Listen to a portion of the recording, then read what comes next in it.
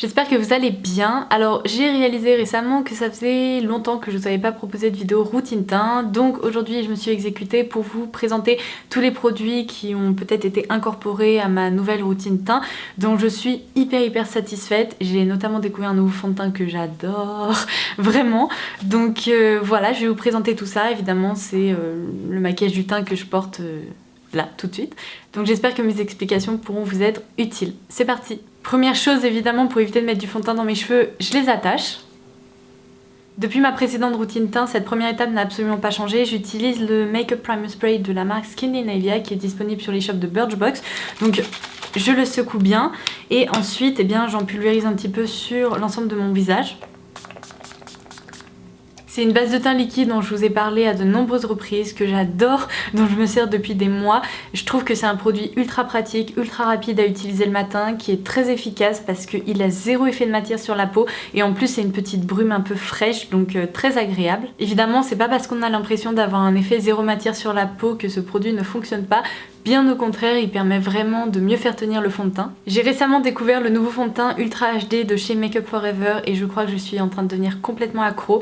Il est vraiment incroyable et en fait je le préfère à la précédente version puisque celui-ci a été complètement reformulé par rapport au fond de teint HD que vous connaissiez peut-être déjà. Donc maintenant c'est le Ultra HD, il a un fini disons mat satiné sur la peau, il est plutôt assez couvrant en fait et il permet vraiment de bien camoufler mes rougeurs. Donc ce que je fais, c'est qu'encore une fois je vais bien le secouer, je vais juste ajouter une petite noisette de ma bébé crème Herborian dedans parce que je trouve que le résultat est encore plus joli comme ça et comme vous savez j'ai tendance à en mettre dans tous mes fonds de teint.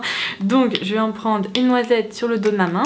Pour info, j'ai la teinte la plus claire proposée qui est la Y205 et la bébé crème d'Herborian, j'utilise toujours la teinte claire. Une fois que j'ai ma petite patouille sur le dos de la main, je vais prélever la matière et l'appliquer principalement au niveau du centre de mon visage. Ensuite, je vais évidemment l'étirer avec mon Beauty Blender comme d'habitude. Donc mon Beauty Blender est bien évidemment propre et il a été humidifié, d'où le fait qu'il soit assez gros. Donc je répartis la matière par tapotement. Il faut surtout pas faire glisser la matière sur la peau parce que le but c'est que le fond de teint se fixe.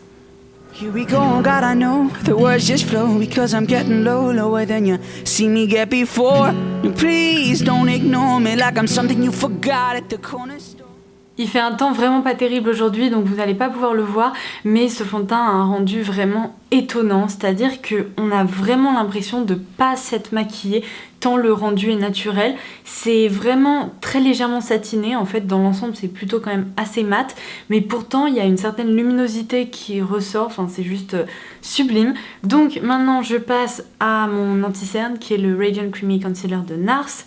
Donc je l'applique principalement sur les yeux et là où il pourrait me rester des petites imperfections ou des petites rougeurs.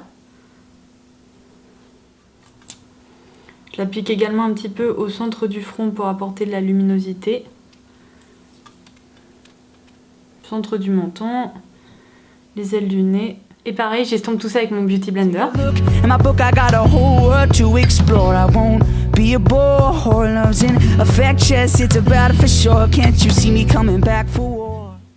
Ensuite, pour fixer le contour des yeux et le centre de mon visage, je vais venir prélever la poudre dont je me sers en ce moment. Alors là, je vous préviens, les Crazy Cat Lady qui sont ici vont devenir complètement folles puisqu'il s'agit d'une poudre de la marque Tony Moly qui est une marque coréenne. Et regardez-moi ce compact tellement adorable.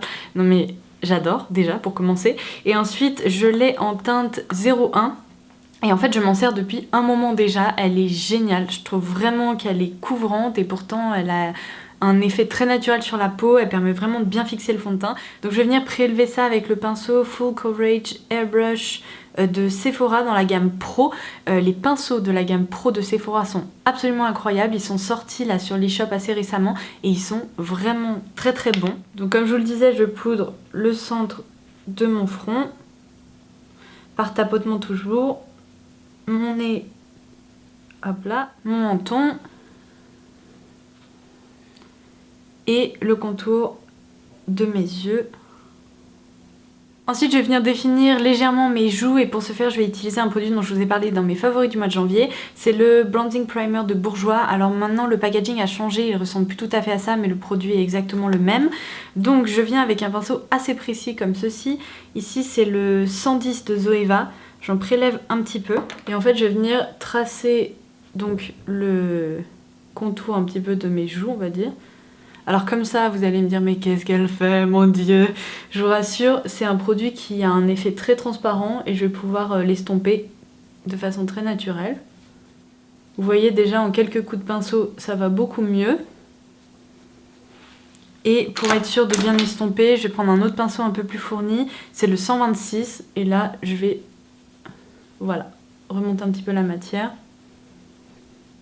Il m'arrive parfois de remonter un petit peu la matière par ici, c'est un peu plus naturel. Aujourd'hui, je vais opter pour un blush que j'adore chez NARS, c'est la teinte Amour. Alors comme ça, il peut faire un petit peu peur, c'est un rose mais assez soutenu quand même, vraiment assez foncé. Mais je vous rassure, sur la peau, il s'estompe très très bien. Donc pareil, un pinceau Zoeva, comme vous pouvez le voir, j'adore les pinceaux Zoeva. Ce sont vraiment mes préférés, donc je m'en sers quasi quotidiennement. Donc là, c'est le 127. Je tape mon pinceau une seule fois dans le blush et comme vous pouvez le voir déjà, il y a un petit peu trop de matière, donc j'estompe un petit peu sur le dos de ma main. Et je vais appliquer ça en remontant. Vous m'avez déjà vu faire ça 20 milliards de fois.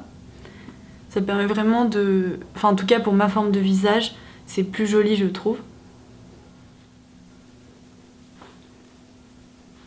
Parfois, il m'arrive de me munir de mon Beauty Blender où il reste un tout petit peu de matière et de le tapoter très légèrement ici, au niveau du centre du visage, pour être sûr que le blush soit bien placé et que le rendu soit encore plus naturel. Évidemment, j'arrête pas de vous en parler en ce moment, donc je vais utiliser un des highlighters de ces palettes de chez Sleek. Donc là, j'ai opté pour la palette qui s'appelle Midas Touch et je vais prendre la teinte blanche juste ici qui est ultra lumineuse avec un pinceau Zoeva qui est pour le coup ultra pratique puisque c'est un petit éventail comme ça et il permet vraiment de bien illuminer le visage là où il faut. Donc c'est le numéro 127 si jamais ça vous intéresse. Donc là, pour le coup, faites attention parce que ces highlighters sont ultra pigmentés, donc il faut surtout pas trop en appliquer.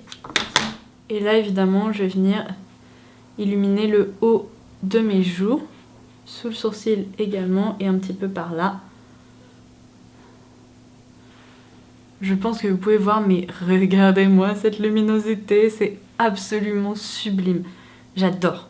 Je reprends mon pinceau blush pour être sûr que mon highlighter ne descend pas jusque dans mon blush. Hop, vous avez dû le remarquer, mais je n'ai pas de touche lumière en coin interne, tout simplement parce que j'ai maquillé mes yeux avant de faire mon teint. Et dans ce cas-là, puisque j'utilise de l'anti-cerne, j'aime pas appliquer la touche lumière avant, ça a tendance à se mélanger et tout ça, donc je l'applique toujours après. Donc je vais utiliser exactement le même fard ou le même highlight que je vais utiliser donc juste ici en coin interne pour faire un petit rappel lumineux. Je trouve que ça permet vraiment de réveiller le regard, surtout en ce moment je suis assez fatiguée et c'est vraiment hyper joli. Et voilà pour le teint, c'est déjà terminé. Maintenant il me reste plus qu'à maquiller mes sourcils.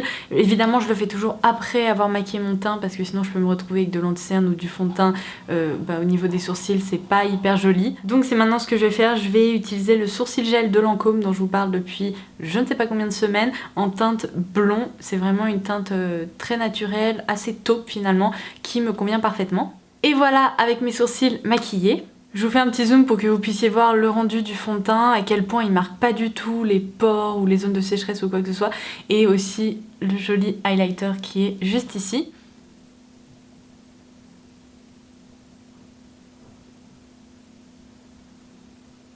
Et voilà, ça sera tout pour ma routine teint. J'espère que cette vidéo vous aura plu, peut-être qu'elle vous aura donné envie de tester certains produits dont je me sers en ce moment. En attendant ma prochaine vidéo, je vous embrasse très fort et je vous dis à très vite. Bye bye.